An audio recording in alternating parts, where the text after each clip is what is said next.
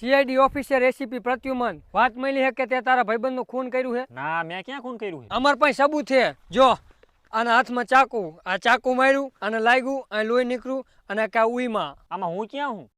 આ લખ્યું કાર્યો. જો મારો સીન તો ઓળખાતો નહીં. અભિજીત, આ એમ નહીં માને અને ફાડું ફ્રેન્ક ટેકનિક વાપરવી જ પડશે. સાચું બોલ, તે ખૂન કર્યું હતું ને? હા કર્યું. કોઈ નહીં કઈ કર્યું છે. કર્યું હતું ને? હે કર્યું હતું ને? મેં જ કર્યું હતું. બોલ, હું લેવા ખૂન કર્યું તું?